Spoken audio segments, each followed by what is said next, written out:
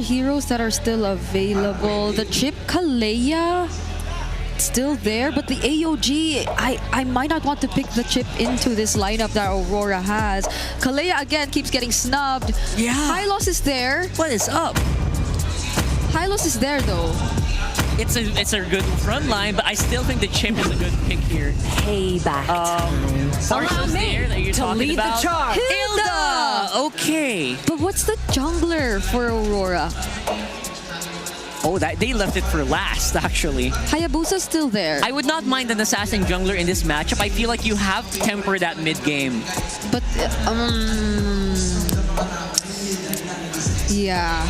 Yeah, maybe. Box is not an option at the same time. So we are looking for a possible assassin for me. That might not be a legend, man. I cannot believe my ears and my eyes. Wow, welcome back, Mr. What? Barrett.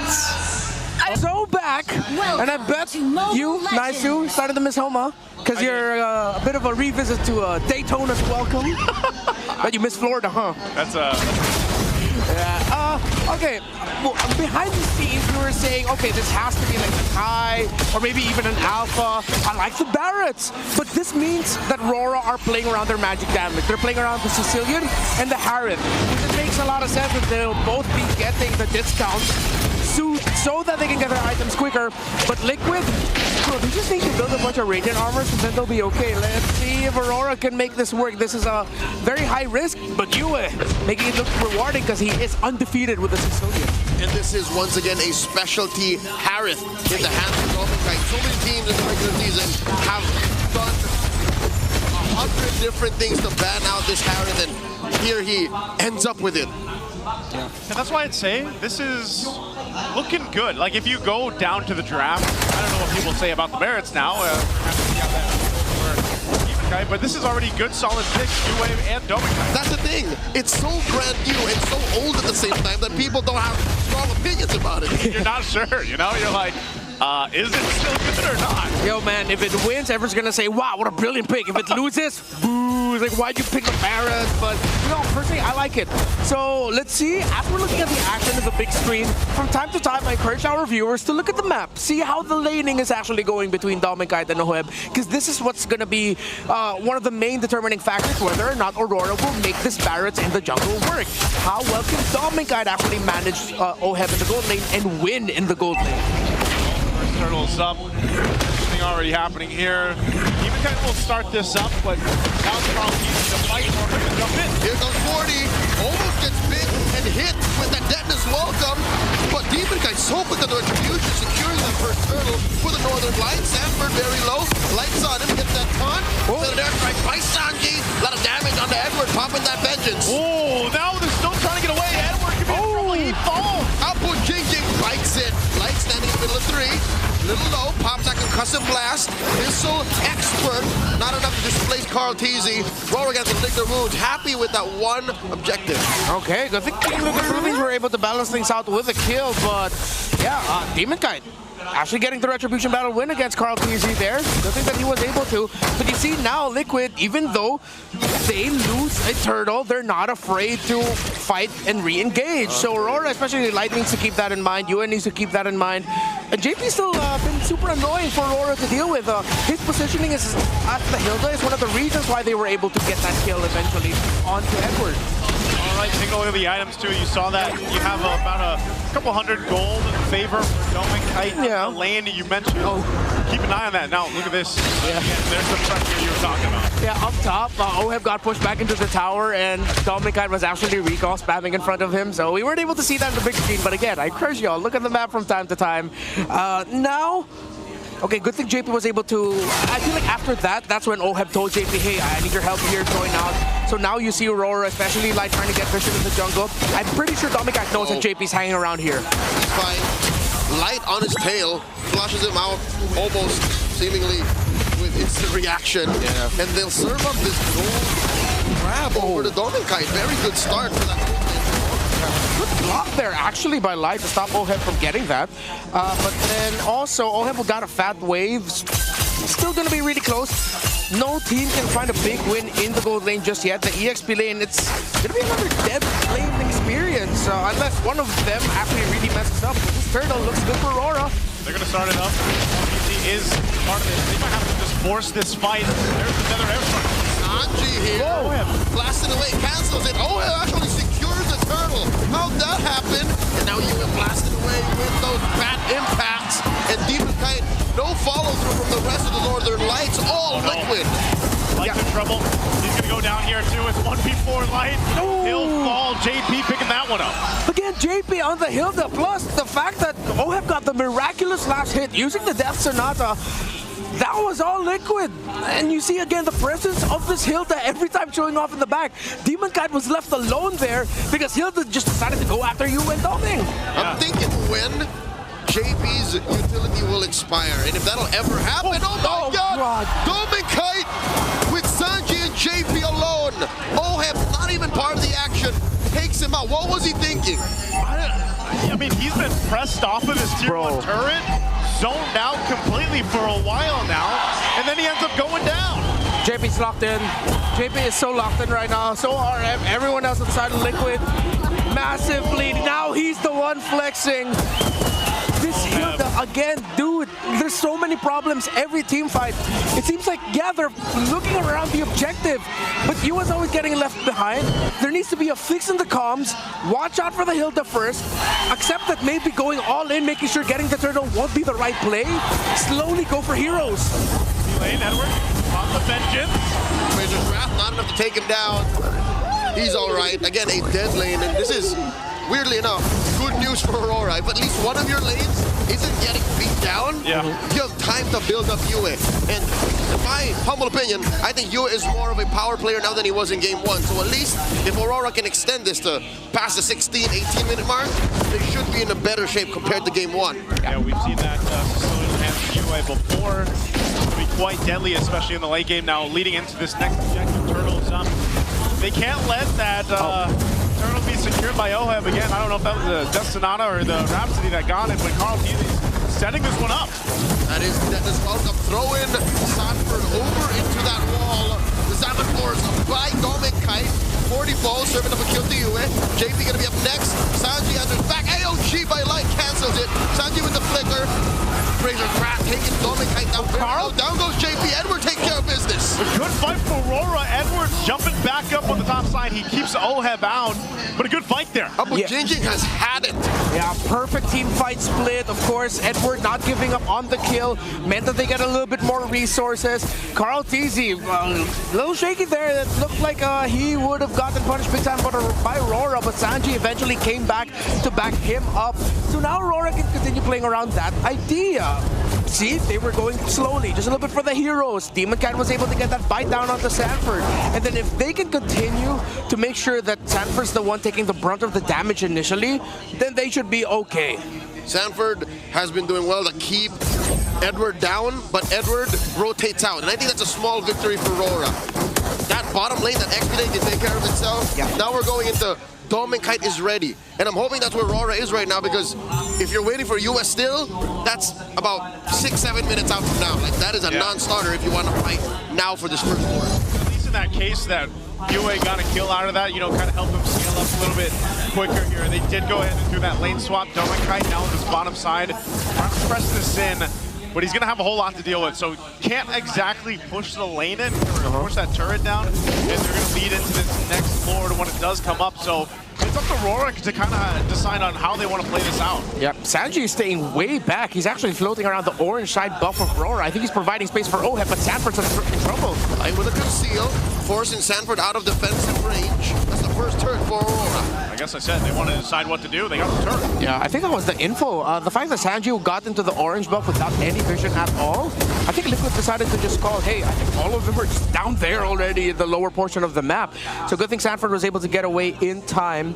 And when you're going to look at Barrett's and the Lapu Lapu, you're waiting for the timing of the Brave Spider, the Raging Slashes, the CC immunity, a little bit of the Lapu Lapu should help avoid the initial wait. Oh, this is a fight.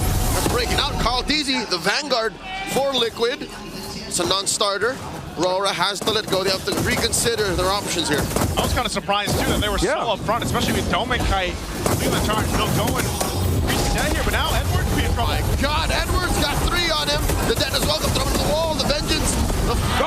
Swiping away Sanji with the salvos. And Carl Teasy survives. Light falls into the back line. 40 against 3. RORA can't fight with this front line wrecking lineup. Liquid, they woke up good today. The positioning of Sansan, the Vengeance came in actually perfectly for Edward. I thought they'd be able to get them punished, but the fact that Sanji, right at the very furthest edge of his feathered airstrike, still got the kill onto Edward. And then eventually Sanford coming through, readjusting so that the other members of RORA can clap back. This is why we were a little bit skeptical towards the Barracks. It was good, but still with a healthy hint of skepticism. Now if we look at the items, on the way to the Dominance Ice for the Lapu Lapu, already up to the Malefic Roar for the Granger, still very far away from the Holy Crystal for Dominkite's Harith, and that's the item that they need right now. It's crazy how it fell apart so fast for Dominkite. You know, he was winning that lane against Oheb, and then all of a sudden he's down to what, 2,000 gold. It's that bad. Yeah. It's that bad.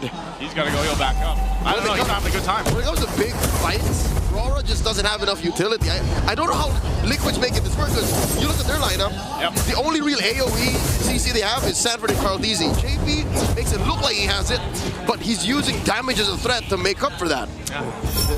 Conceal? JP looking to go hunting, jumps onto Yue, forcing that Batch Feast.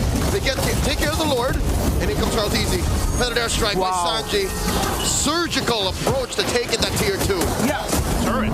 The fact that JP changed the trajectory of his walk, he used a second skill, I believe, on the minion, making it look like where Yue brought down his Bat's Claws, actually the Sanguine Claws, would have caught JP. But JP was like, nope, I knew you know that I think I'm going there, so I'm going to go this way instead. Setting up with a feathered airstrike for Sanji, stopping any responses from RORA. They're playing around with the utility that they have very well for TLPH. They find themselves now with a good lead. 6k up, they're going to put pressure on the purple, and they got it as well. So Demon Kite, no buff here. Definitely having a hard time. I mean, it's not just that the Barrett's is kind of slow to move on his own, but realistically, you're able to be kind of that front line, but then you also put yourself in the position to get the Daytona's welcome off and try to make that work, but it's not working the way they want to. And I feel like a big part of that is because, again, it's Dominkite that's taken a lot of damage before a big fight even breaks out. So then his positioning is then at risk of that. Yeah, in the heyday of Barats, there would always be a hero like a Matilda or a Rafaela to help in the positioning. Here, he's basically raw dogging that Deadness Welcome. He's trying to get it in when Liquid knows it. Here it is. We just have to sidestep. We just have to move over here. It's a brute force Barracks. The fact that you have to revitalize on the God of Gotcha, theoretically, if everyone's just all clumped up, it'll work well for him. But wait, whoa. See, even this they can't deal with. Appraiser's Wrath right in your face. In comes 40. Sanji with the feathered airstrike, forcing his out force away from Demon Kite. Dominkite too, but he's down. And these 3 members of Liquid are running through him. Down goes Light. Down goes Demon Kite. And there's nothing RORA can do. TLPH saw the window and they took it. And they're already in the base, not even taking down the inhibitor. This is a straight on stampede. Edward, the only one left, push out of his own base. This is miserable. They're quite low. They'll clear out the minions. Edward, though, is he gonna fight? Edward, why? Not gonna survive against 5. Not like this. He bought enough time, though. The turret still stands. But the Lord is up, so they'll reset. They'll make their way for the Lord. A lot of questionable decisions for the side of RORA. I know for them it's like, yay, cool, we got Carl Teasy, but there's a massive deficit for you. If Carl Teasy shows himself in the map like that, there's always at least going to be 1 or 2 members of Liquid nearby ready to swoop in. Bro, that's a Fredrin. He can take that damage. Questionable for RORA. He wants to take that damage. Yeah. And in the wake of that stumble, again, a wipeout. RORA see another Lord go over to Liquid. I'd say you see the value in him. That's what Fredrin is. And with this, the Lord is secure. They'll get ready to go ahead and take down some of these base turrets of RORA's. Again, the lead has ballooned to 10,000. And honestly, RORA has not had an answer for anything so far through this game. Even when you look at, okay, what's the late game insurance policy? Is it Yue Yue isn't there. I mean, he's got what, 2 items he's working on next. Doming finally gets his Holy Crystal, man. So they should be able to at least clear the waves bet.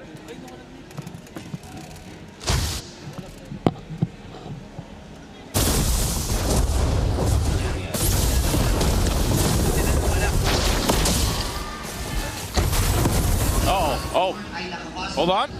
They do get a base turret. Base turret's gonna go down. The Lord is still being worked on here. So RORA's able to clear it out. 12,000 now for TLPH. They take the discipline route. They end up taking out this mid turret next. Tier 2 is gonna be the focus here. Sanford jumps forward. Now Lord desperately trying to hold on to base turrets, but look at the feathered airstrike damage. Yeah, it hurts Too much. too much. RORA now have to pull a miracle, and at this point, Liquid, a night and day performance from what we saw from the last time we saw Liquid and Aurora go up against each other. Remember, going into this, Liquid has not beaten Aurora in a series. Now 2 games in the best of 7 grand finals, they are just dominating Aurora. Demon Kite gets haunted here. Energy eruption working out. Over to you, Sanji gets blasted. He's gonna be up next. Dennis welcome thrown into the wall. Looking light from the back line. Edward 2. The vengeance pop. The AOG catches OM. In comes Edward. Down goes Carl Teasy. Where did this come from? JP gonna chase down by Edward. Down goes Demon Kite. Demon Kite looking to serve vengeance for his fallen brother. Edward hunting JP down. Broken wall working out for him. 3 for 1. OHEB, former brothers, agents, now turned rivals. OHEB wins. And a back and forth. And it erupts here in the arena, but RORA might have found a little bit of life in that exchange. 100%. I'm not completely sure if it was the missile expert that brought Sanji in a very weird spot. Didn't expect that. Did not expect. He was not supposed to be there that close. Light and Edward came in perfectly for the gank, but they could not get OHEB comfortably. JP was spacing out very well for OHEB, but then OHEB eventually got that kill onto Edward after the clapback. Liquid now, I think that was a warning shot. Aurora are definitely back in this, while Liquid still hold a comfortable lead. Remember, there is already a Holy Crystal on that Harith for Dominkite. So it looks like TLPH will still respect what Aurora is able to do. They'll let Demon Kite go ahead and start that Lord. They're fighting for position here. Look at JP's positioning though. Keep an eye on him. Lord less than half health. The feather airstrike comes down. Silent force by Dominkite. He's got Sanford trained on him. Dominkite very low. Down goes Edward. OHEB gets another. Carl Teasy taking out the equation. Light served up a kill. 40. Very low. An immortality. OHEB wailing away. Dominkite, Yue and Demon Kite cutting their losses. No retribution for Liquid. It's on the gold laners now. And I think Carl Teasy needs to understand, like, with the damage already on that Harith, he can't be like the main front guy. But I think Liquid decided to commit that turn. They decided to go call for the hero instead. And now you see some very classic echo shenanigans of where Sanji is right now, very deep in. My question is, how long is he gonna hold that bush? Because the last time we saw something like this, it was held for like, what, 4 or 5 minutes all those years ago. Yeah, and not only that, but Leo mentioned this earlier on. He's backing? Especially with Yue on the Sicilian here, he's going to need plenty of time. Well, look at this, 313 stacks. Ooh. Almost at the 18-minute mark. That's why we're seeing the impact of those bad impacts now. God, look at this kill. 1 kill away from max stacks. 70 on the Sky Piercer. That means he's been getting all of his kills off after he got the Sky Piercer. Oh, yeah. Just pure value. Yeah, so even though RORA, you see them fighting very well, OHEB's not dying. And now the pressure is on the Dominkite and OHEB. It's really on them right now to mess up. Oh. Not giving the better airstrike. Zoning Yue out. Flicker down, too. JP as well. Liquid cannot blitz this. They have to wait for the feathered airstrike to come back. Yeah, they're going to need that. And it was OHEB that grabbed that from Aurora's side and half health here. Man-to-man defense like JP keeping Yue honest. Lord at a 10 of itself. Sanford with the bravest fighter. Silent force fight Dominkite. They're bursting down the Lord. OHEB secures. Immortality off of Sanford. Down goes Domink. Domink's gone and Edward's going to fall as well. AOG by Light does not find JP. The taunt on the Demon Kite. This is close to over. Nothing for Roar. Solo Sanji can light you and do this. The flicker from Daddy JP. Oheb's there. He's looking for more. He takes out another, and Oheb will get another. It's a wipeout. Liquid